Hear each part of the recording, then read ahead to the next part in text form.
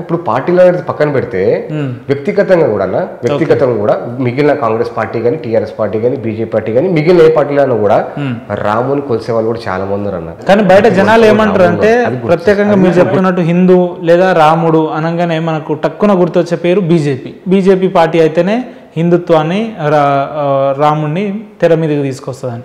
కాబట్టి మీరు ఇంటర్వ్యూ మొత్తంలో రాముడిని ఇన్వాల్వ్ చేస్తున్నారు కాబట్టి మీరు రాబోయే రోజులు ఏమైనా బీజేపీలో చేరే అవకాశాలు ఉన్నట్టుగా అనిపిస్తుంది నాకు. అంటే బీజేపీ అని కాదండి, సనాతన ధర్మానికి ఎవరు సహకరిస్తారో ఖచ్చితంగా మాత్రమే వాళ్ళ వెంబడి మేము ఉంటామండి. ఖచ్చితంగా సనాతన ధర్మంలో ఎవరు సపోర్ట్ చేస్తారో వాళ్ళు ఖచ్చితంగా వాళ్ళ వెంబడి మేము ఉంటాం, అది ఏ పార్టీ అయినా సరే. అదే సరే మీరు చెప్పండి, ఇప్పుడున్న పరిస్థితుల్లో ఆ సనాతన ధర్మాన్ని కాపాడేటట్టు ఏ పార్టీలు ఉన్నాయి? మరి మీరు ఆల్మోస్ట్ తెలుసు కదా అందరికి, బీజేపీ పార్టీ సనాతన ధర్మాన్ని కాపాడుతుంది.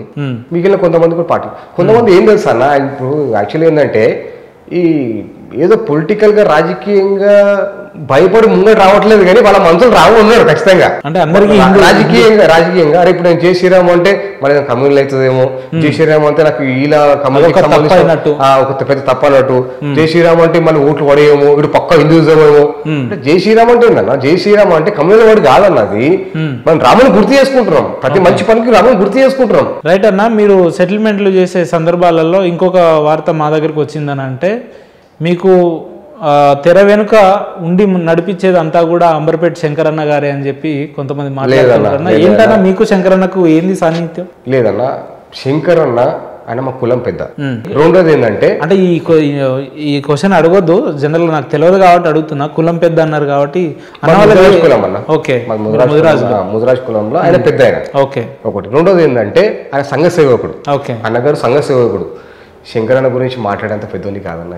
మీకు కులానికి ఆయన పెద్దది కాదు. ఇప్పుడు అంబర్పేటలో కూడా ఏదైనా కులం సమస్యలు వచ్చినా కూడా ఆయన దగ్గరికి వెళ్ళేసి మేము ఆయనలో మీకు నచ్చిన అంశం ఏంటంటే దయాగుణం అన్న. ఆయన చాలా మంది ఏమంటారంటే శంకరన్న ఇట్లుంటాడు, శంకరన్న హార్డ్గుంటాడని. శంకరన్నతో మాట్లాడిన తర్వాత శంకరన్న అంటే ఏందో అప్పుడు అర్థమవుతుంది. శంకరన్న చాలా మంచోడు అన్న, దయాగుణం, ఎవరితో కూడా కోపడాడు, ఫకర్ లెక్కలు ఉండే అన్న శంకరన్న దగ్గర. అందరినీ కూడా హక్కునే చేర్చుకుంటాడు, ఏదైనా ఆపద వచ్చినా ఏదైనా సాయం పడ్డా చాలా హక్కునే చేర్చుకుంటాడు అన్నమాట. అన్న ఒక మాట అన్న, 60-70 మంది ఆడపిల్లల్ని చదువుకానికి తీసుకొని పెళ్లి దాకా బాధ్యత తీసుకున్నాడు అన్న, దత్తత తీసుకున్నాడు. అంత ధైర్యం ఉన్న వ్యక్తి అన్న ఆయన. చిన్నప్పటి నుండి పెళ్లి చేయించాడు అంతవరకు. ఆయన ధైర్యం, అంత ధైర్యం కోరుకుంటుంది అన్న. అన్న డబ్బులు ఉంటాయన్న, డబ్బులోడు గొప్పడు కాదన్న, పెట్టుబడి గొప్ప. అది శంకరన్న దగ్గర ఉంది. ఆయన పెట్టే గుణం, ఆయన పెట్టే గుణం.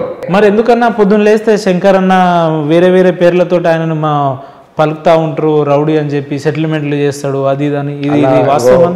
శంకరన్న గతం గురించి నాకు పెద్దగా ఐడియా లేదన్న. ఇప్పుడున్న శంకరన్న గురించి నేను ఎప్పుడైతే పరిచయం అయిన శంకరన్నకి, శంకరన్న దయాగుణం మన మనిషి అన్న. కొంతమంది దేవుళ్ళు అంటే బాగా ఇష్టం నిన్న నేను చాలా.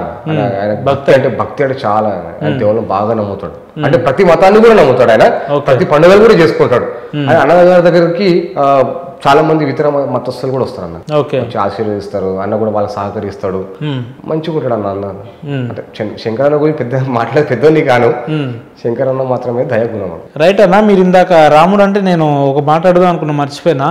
రాముడిని గుడి కట్టిన సందర్భం అయోధ్యలో ఇప్పుడు ప్రారంభోత్సవం అయిన సందర్భంలో కొంతమంది సినిమా వాళ్ళు, హాలీవుడ్ బాలీవుడ్ సెలబ్రిటీలు మాట్లాడుతూ దేవుణ్ణి గుడి కడితే కాదు, అభివృద్ధి జరగాలంటే బళ్ళు కట్టాలి, గుళ్ళు కాదని చెప్పి కొంత వ్యతిరేకంగా మాట్లాడుతున్నారు అన్న. దీన్ని ఎట్లా చూస్తారు మీరు? అన్న ఒక మాట చెప్తానా, తిరుపతి ఉందన్న, తిరుపతిలో అన్ని మతస్థులకు సంబంధించిన ఉద్యోగాలు పనిచేస్తారన్న, ఇది ఒప్పుకోవాలి అందరు.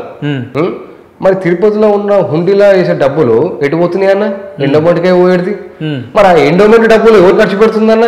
అంటే ఈ కులం వాళ్ళకి ఈ కులం వాళ్ళకి ఖర్చు పెడుతుందా? మన ఇది కాలేజీలు కట్టించింది, అన్నదానాలు చేస్తా ఉంటది, మరి ఇన్ని చేస్తా ఉంటది. మరి ఈ కులానికి ఆ కులానికి అని చెప్పేసి ఎట్లన్నా ప్లేస్మెంట్ దొరికింది, చదువు ఇస్తుంది, ఎండోమెంట్ నుంచి డబ్బులు వచ్చే డబ్బులతోని. మిగిలిన ఏంటంటే ప్రజలకి కావాల్సిన సదుపాయాలు ఏమైనా తీరుస్తా ఉంది. మరి ఇంకేందన్నా?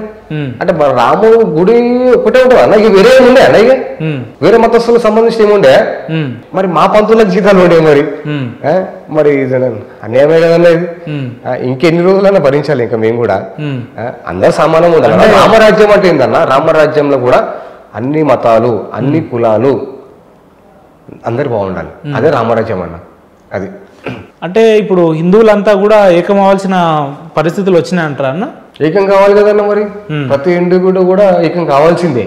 ఇప్పుడు ఎగ్జాంపుల్ కానీ ఒక మాట్లాడుతాం మిమ్మల్ని, ఇప్పుడు మన చాన్మార్కి పోతాం, ఆడ అనుకోని సంఘటన జరిగింది, వాళ్ళకి మనకి జరిగింది, బయటికి వెళ్తాం అన్న వాళ్ళందరూ ఒకటేతారు.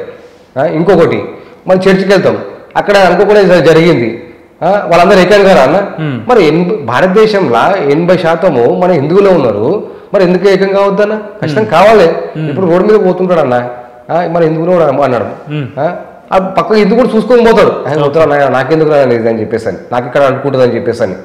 ఇలాంటి పరిస్థితుల్లో మనం ఉన్నామన్నా, నరేంద్ర మోడీ వచ్చిన తర్వాత నిజంగా చెప్పాలా గంట ఎగరేసుకొని చెప్పొచ్చు అన్న, మేము హిందువులు అని చెప్పేసి గర్వంగా చెప్పుకోవచ్చు. అన్న మీ పేరు ప్రవీణ్ ముదిరాజ్ కదా? అవునన్న. ముదిరాజులు ఏందన్నా, ముదిరాజుల ప్రత్యేకత అంటే ఏం చెప్తారు మీరు? అన్న ముదిరాజులు అంటే మేము చేపలు పడతాం అన్న, సముద్రం లోతులోకి వెళ్ళేసి చేపలు పట్టుకొని వస్తాం మేము, అంత గుండెధైర్యం ఉందన్న.